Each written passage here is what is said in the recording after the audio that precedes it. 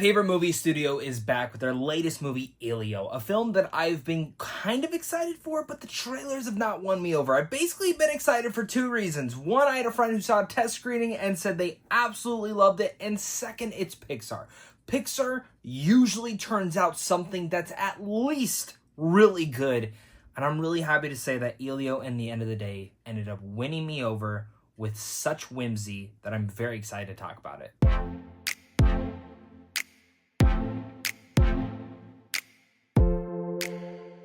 What's going on, buddy? Welcome back to a brand new movie review. Today we're discussing Elio. This is about Elio, a space fanatic with an active imagination who finds himself on a cosmic misadventure where he must form new bonds with alien life forms, navigate a crisis of intergalactic proportions, and somehow discover who he's actually truly meant to be. This is a love letter in some sorts to alien invasion movies and space adventure films all as a whole. And for me, none of the trailers for Elio had really won me over in saying, this looks like it's going to be a Pixar classic. And after leaving the movie, I can't sit here and say that definitively, as of right now, this is going to be a Pixar classic. But I can say that as the film continued and started to win me over more and more and more, specifically in its messaging, I can see myself going back, revisiting Elio, and falling more and more and more head over heels for the film. And there are quite a few Pixar films where in later years, I've found myself, when I pop it in and I go back to watch it, I kind of fall for it a little bit more. I think Onward is one of those that I loved initially, and the more and more I watch it, the more and more I feel like that film has a little bit of a classic status. Elemental's another one that I thought was really good, but every time I've watched Elemental since, I fall in love with it more and more. And I think that's the whole purpose, is that Pixar films, rewatchability is the biggest key in becoming them classics. And I think Elio may have those standards. I don't think everyone's going to fall in love with Elio. Some people might fall in love with it a lot more right away. But I am excited to talk about this movie, and I'm excited to hear your guys' thoughts down below in the comment section. So make sure to leave your thoughts down below, hit that like and subscribe button. And without further ado, let's dive into my pros. So number one, obvious, I think just across the board, is the animation. Pixar always knocks it out of the park. I think their animation is just purely stunning. I'm excited to see that new Gato movie that they announced, The Cat. I think it's coming out in like 2027 because apparently they're changing up the animation style, and to just see a little bit more of what Pixar can do. But Elio, like everything to a T, just looks absolutely stunning. All the alien designs are very cleverly thought out and crafted into a way that is memorable. I also really love the design of Elio, and specifically the outfits that he wears and kind of these intergalactic uniforms. And I don't know, like that synopsis where it talks about the active imagination, you can definitely see and feel for why Elio has that. And specifically as the film opens up, the first 5 minutes is, like, to me, very heartbreaking already because of just what it establishes for this character. And as you see this active imagination, when people go through tragic events in their life, especially at a young age, you can definitely see that some kids lock themselves up, or they may lock themselves up in their imagination. And I feel like Elio is that character that would do that. And I think, again, that animation adds to it, adds the attention to detail. Not just with the aliens and the space adventure that they go on, but specifically Elio itself. And that's where I really want to say that the voice performance from Yonas Kibreab, which I might be mispronouncing that, who plays Elio, is out of this world incredible. Definitely made me feel the feels. And I feel like a Pixar film is a certified banger automatically if you start to swell some sort of emotion in it.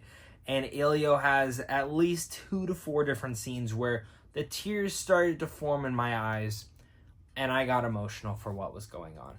And specifically the different ideas and themes that this film very much has to say and have, which we'll talk about in a second. But I found that Elio himself was just phenomenal. And I think Yonas just did such an amazing job voicing him. Another big standout for me is Remy Edgery, who plays Glorden. Glorden is amazing in this. I was obsessed with Glorden. I think Glorden is like one of the best side characters they've had in a Pixar film in quite a little bit. And for me, he's an absolute memorable character. I love the voice. I love the usage of him. I like the background to him. A lot of fun stuff there, which also goes to Brad Garrett's character, Lord Graygon, who I think, again, also a lot of fun and does a great job. I think the last major piece to the emotional part of all this is Zoe Saldana's voice performance as Tia Olga, who is Elio's Tia. And for me, the emotions that they kind of swell through here, I think are actually quite important. And specifically, what Olga is dealing with in her personal career with minusing with what's going on with Elio now. And how she has to step up in regards to something that she may not be ready for. And for me, again, that emotional crux is one of the hearts of this film, which really much, when you look at Elio on a surface level, it is a space adventure that's whimsical as all hell, just as the trailers kind of point out. But what the trailers really didn't nail in is how poignant this movie is on its emotions.